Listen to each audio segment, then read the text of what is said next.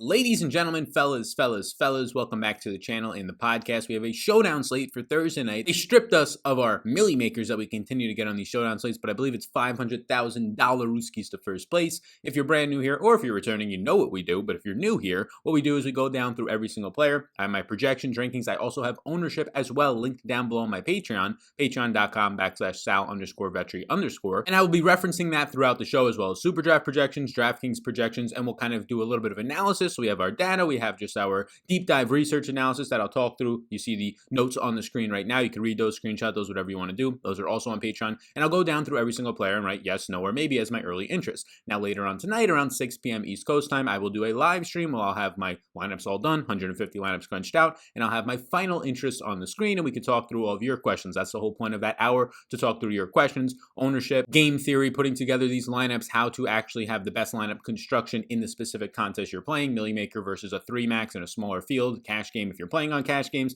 on a showdown slate. My tip of the cap to you, you are a daredevil, I will say that very much so. Putting your safest funds, if you will, into these high variance types of games is pretty crazy to do so. But anyways, let's get into this video. But before we do, if I can have the thumbs up from you and a big old subscribe button, I appreciate that a ton. Thank you so much for being here and spending your Thursday. I doubt you're watching this on Friday or Saturday if you are, but thank you so much for spending your time with me. And the sponsor of the show, as they have been for a while now, we had somebody on the last showdown slate on Monday night bink $600 and somebody else bink $1,500 over on SuperDraft. SuperDraft is a multiplier format. So for example, tonight, it's not salary cap based. Derrick Henry has a 1x multiplier. If he scores 23 points, he gets 23 points. But you have other guys on here like Corey Davis with a 2x multiplier. If Corey Davis scores 15 points, he actually has 30 points and by far outscores Derrick Henry because he has that 2x multiplier. So it's a little bit of a game theory. Now I have projections linked down below on Patreon. The ownership that's on there for Draftkings will somewhat filter down over to SuperDraft to an extent as well. So there are tools to help you out, but either way, you're going to have a great chance of winning. People have been hitting me up in the Discord, $1,500 win. Somebody won $25,000. Kevin did a couple weeks ago, $6,600 just the other day. A lot of people are taking home money on SuperDraft because it's that much easier to win because there's less professionals over there, and sometimes the contests don't even fill. Now, my name, SAL, Sal, is the promo code. You will get a 50% deposit match, free money, up to $1,000 Rooskies in a slow drip format. So take a couple of seconds of your time right now. Stop wasting your time. Get over on SuperDraft. You're going to have a greater return on investment chance, ROI, better chance at profit on SuperDraft than anywhere else. We love the big prize pools. We love the opportunity to have a lot of different games in play on Draftkings and different types of sports, but SuperDraft for the NFL and whatever other sports you're playing that they offer is going to give you a great chance to actually bink some dollar Rooskies. Check it out down below. Promo code SAL lets them know that you came from me. So let's get into it, starting with Ryan Tannehill, who I will have interest in. He's my highest projected player right now. I have nobody as of right now projected for 20 fantasy points, but a peek behind the curtain over on Patreon, Ryan Tannehill is the closest to that at 19.8. So he's virtually at 20. He's the highest projected, 32 attempts per game. He has a number 24 protection rate in the game, but he's working and thriving off of play action thanks to Derrick Henry, the big dog back there, just taking up 25 plus overall opportunities per game. Now he's facing the number 16 pass rush and number 8 secondary. He's averaging 247 yards per game. He's number 6 in accuracy and number 5 in fantasy points per dropback, a stat that he actually was up there as well in the top 3 in the NFL last year because he's that efficient. On a showdown slate like this one, I will have interest in Ryan Tannehill at 11,200. Now his teammates actually going to be, in all these Tennessee guys are the top 3 priced here,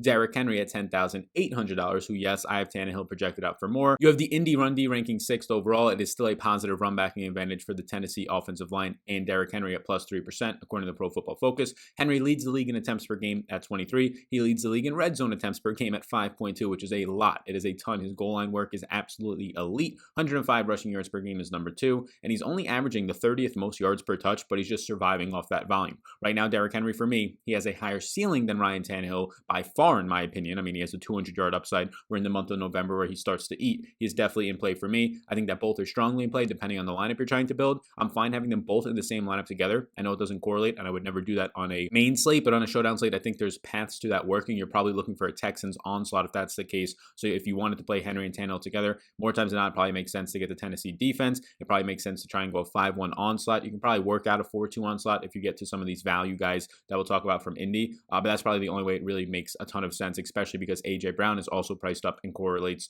directly and more so mainly with Ryan Tannehill at 10,400. He'll have a positive matchups against Xavier Rhodes, who has been having a good year, but now that he's starting to face better wide receivers, he's starting to struggle a little bit, and he'll also face Yasin. Both of them allow over 1.19 yards per cover route this year. He's seeing right now A.J. Brown, even missing a game, he's still right now 9th in the league with 8 red zone targets, averaging 7.8 total targets per game, a 23% target share, rarely in the slot, just dominating on the outside, a 12% slot share. A.J. Brown also for me is going to be a yes right now. I only have 4 guys above 15 fantasy points or even above 16 fantasy points today, projection-wise. A.J. Brown is one of them. Next up is the first Colt that we'll talk about, and it is Philip Rivers, who's actually been like sneaky good this year in terms of stats, now putting together an overall game and also having interceptions and things like that. And his attempt to try and tackle somebody on a fumble return last week after Jonathan Taylor fumbles was not great, but so far this year, 34 attempts per game, 3.2 deep per game, and he's getting time to throw out top 10. We expected this. That's why they signed Philip Rivers, just kind of giving him some time behind this offensive line. They felt that that type of a statue type quarterback would be fine behind the Indy offensive line. Now he's averaging 261 yards per game, which is top 15 in the NFL, 7.8 yards per attempt, but he's 8th in accuracy right now, which is surprising to see.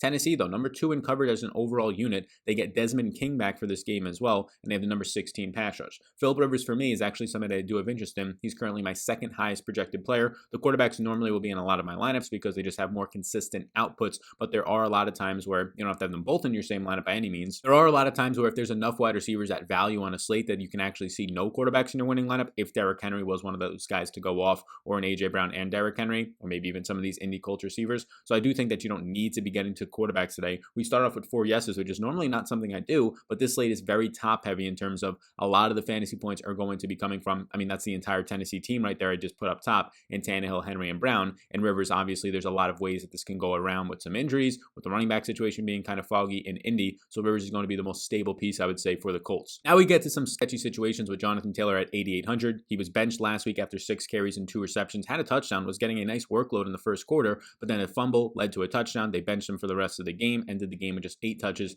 34 yards, and a touchdown. Now Wilkins continues to play good as well. 2 weeks ago in week 8, just outplayed Jonathan Taylor for more touches. So this is a concern at 8,800. Now the coaches have come out and supported Jonathan Taylor, so it's up to you to determine, do you think he's just going to go out there and get his 15 to 18 touches in this game, or whatever it might be, and score his 15 fantasy points and be decent at 8,800? Or do you think there's going to be more Wilkins, more Nyheim Hines involved? Right now, as it stands early on, even with my projection, I don't like Jonathan Taylor at this price point. If he was $2,000 cheaper at 6,800, I think it would be more appropriate. But at this price point, Jonathan Taylor currently grades out as my 2nd worst play on the overall slate. Only person who's worse is Marcus Johnson right now. And the only reason why Chris Johnson looks worse is because T.Y. Hilton is returning, and it makes Marcus Johnson a wide receiver 4. Corey Davis now at 7,800. You might see this price and say, this is an insane price point for Corey Davis. But look, he's going to have the same decent matchup as above against Xavier Rhodes and against Yaxin as his teammate A.J. Brown will have. He's seen a better target share this year than A.J. Brown, 25%, 7.8 per game, 10% slot usage. And last week, he only saw 3 targets after seeing back-to-back games of 10+. But last week was kind of a wash overall. Jonnu Smith only saw 2 targets, ended up finding the end zone. A.J. Brown continued to dominate, but nobody else really saw any usage as they didn't throw a ton, as they played from pretty much ahead that most of that game for Tennessee against Chicago. So you can kind of wipe it off. Corey Davis definitely in play for me, although the price point, it is expensive. There's no doubt about it. That getting to Corey Davis at $7,800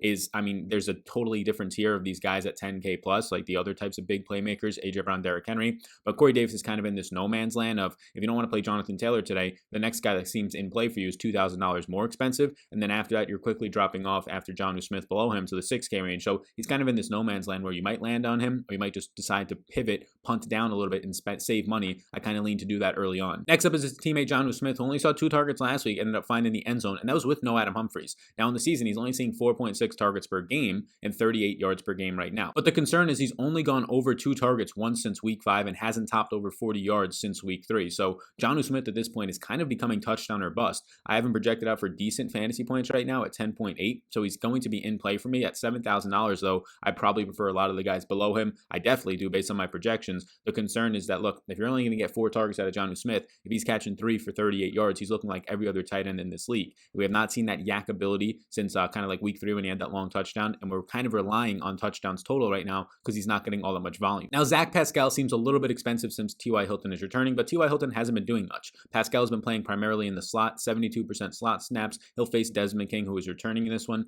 6+ targets in 3 straight games, and in 2 of those games, he had 7 targets for Zach Pascal right now, seeing 5 targets per game on the year, a 15% target share. He grades out as a decent play for me today. It seems like Philip Rivers likes throwing his way in the slot, feels comfortable with him, kind of taking over the Paris Campbell role. That was supposed to be the stud Paris Campbell, second-year player that got hurt, I believe, in week 2 out of Ohio State. Pascal has kind of transitioned into the slot and played well. Nyheim Hines at 6,200 seems expensive for a guy who over the last 3 weeks, even with Jonathan Taylor struggling because Jordan Wilkins is still involved, has only seen 7 opportunities per game. 17 touches, 127 yards, and 2 touchdowns, both of which those touchdowns came in the same game. So Hines at $6,200, yeah, you're going to need the targets. You're going to need a 4 or 5 target game here out of him, 3-4 receptions. receptions to really start to pay off this price tag unless he finds the end zone. It will be in play for me because I do think he sees these 7 opportunities, and if 4 of them are coming in the passing game, that's hard to pass up on a showdown slate at this medium price point. T.Y. Hilton's supposed to return at 5,800. He'll see some Malcolm Butler. He'll see some Borders, who have both been okay this year. Borders has been a lot better, allowing under just 1.00 yards per cover so far. Expected back, but he's only had 1 game over 10 fantasy points this year. His highest fantasy point output,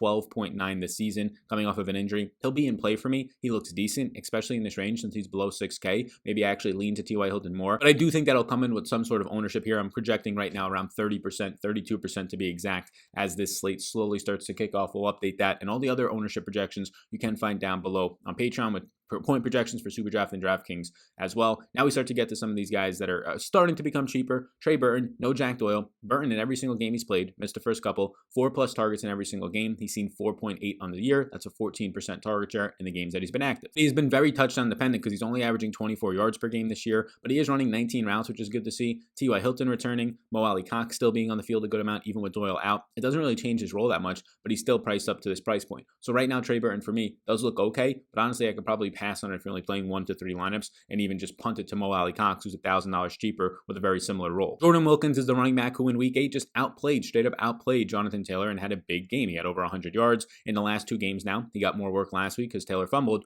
36 total touches, 151 yards, and a touchdown on 36 opportunities. By far, most of those outside of 3, all 33 of 36, that is, have come on the ground. So he's seen a lot of work. He's played well. Last week he didn't play that great. He only averaged like 3.3 yards per carry. The week before he played very well. So it's up to you to determine now if you think Jonathan Taylor and the coaches, this second round pick they spent money on, are going to go ahead and give him the usage. If you put that narrative on it, second round draft capital, then yes. But if you also put the narrative on it that they bought Philip Rivers for this year to try and compete this year, this is a big game. They're going to put the player out there who they think allows them to win. Well, then it's Jordan Wilkins. So Wilkins is in play at 5,400. I will admit though, right now, I don't think he's going to be all that heavily owned, like on a showdown slate, maybe 15, 20% owned at this point. But I also don't think that he'll be that much better for you than probably a kicker more times than not. $5,200 Marcus Johnson. He'll be in play, but he's not going to run the 38 routes he ran last week now that T.Y. Hilton is returning. If Hilton goes out there and runs 25 to 30 plus routes, Marcus Johnson is probably only going to run around 20 routes and kind of rotate in as the wide receiver 4 on some plays and 4 wide receiver sets. Maybe it knocks into Pascal. Maybe it knocks into the rookie Michael Pittman. So right now, Marcus Johnson, because of the fact that I'm projecting him as a wide receiver 4, looks like the worst play on the slate point per dollar wise, so I'm not going to be getting there. And now we scroll up as we finish up some of these names right now. If you're still watching right now, please do hit the like button and the big old subscribe button pops up. I appreciate that a ton in advance, and you can check out everything that's offered on Patreon, projections, rankings for the Showdown slate, ownership as well, SuperDraft and Draftkings,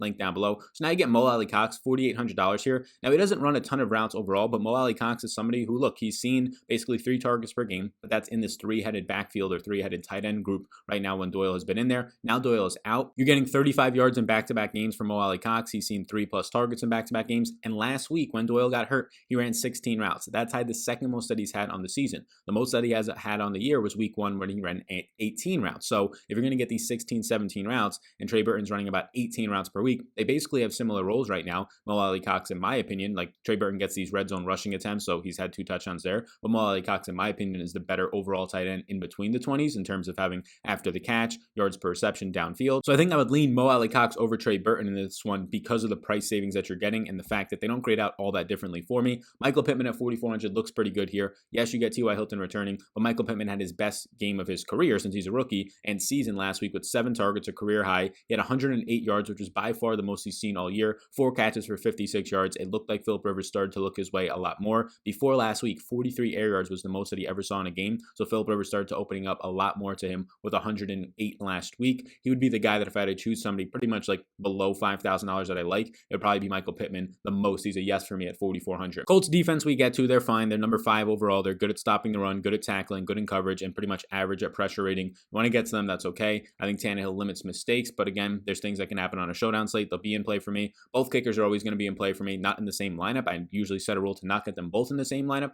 but just in general, I have interest in the kickers. I'm fine getting to one of them. They both project out pretty nicely. They both project out for very similar fantasy points to guys like Jordan Wilkins and Trey Burton and Mo Alley Cox. I prefer the position skill players most of the time if they're similarly priced because they obviously have an upside, scoring a touchdown, having a couple extra receptions, and getting you 12 or 14 fantasy points when a kicker more times than not is going to score like 6 to 9. Tennessee defense, they're also top top 10. They're also good at tackling. They're good in the secondary. They're average in pressure. They're a very similar unit, except they're not as good against the run. They'll be in play, though, because Philip Rivers is prone to making mistakes, although he's been accurate, although he's been somewhat efficient, 7.6 yards per attempt above the league average, still not the greatest out there. And now we get to the final four guys who sometimes you find value down here, and I think you have it in Anthony Firkser at $2,200. Look, no Adam Humphries. Anthony Firkser with no Humphries last week saw 6 targets. He's caught at least 2 passes in every single game this year, and he's averaging 4.4 targets per game as a number 2 tight end, but a lot of the times they go to 2 tight end sets, especially if they're playing with a lead, and in this one, they're 2-point favorites. He's seen a 15% target share this year. I actually like Anthony Firkser at $2,200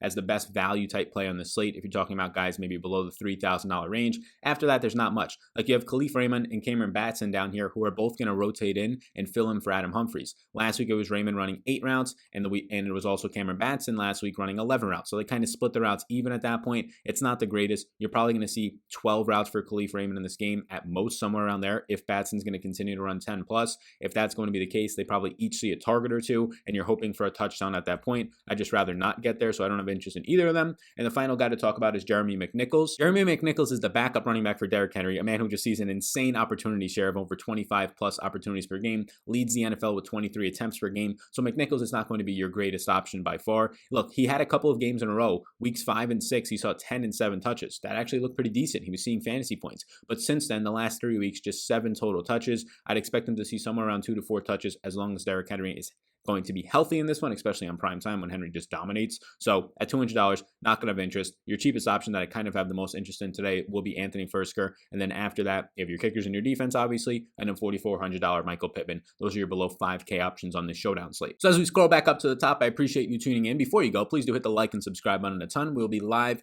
at 6 p.m. East Coast time tonight, answering your questions for an hour. I'll have my final updates in terms of my interest, projections, ownership, all that stuff will be updated if needed based on injury news, 6 to 7 p.m. East Coast time. Any injury news will come out at 6:50 p.m. East Coast time. They always come out an hour and a half before the games. You have to have your injury reports in. So thank you so much for tuning in. Best of luck on the showdown slate. Somebody go smack the dollar rooskies, win them all. Go over to SuperDraft, promo code SAL, S-A-L. We'll get you a 50% deposit match up to $1,000. And if you listened all the way through, let's give some top SuperDraft plays of the day. My top 2 SuperDraft plays by a decent margin, or actually 3, I'll say. Corey Davis, Philip Rivers, and Michael Pittman. So if you listened all the way through and you have not yet already signed up for SuperDraft, you now literally have like most of the pieces to the puzzle, at least having a very quality lineup. It is Corey Davis, Philip Rivers, and Michael Pittman in that order. Thank you so much, everybody, and I'll see you in the next one.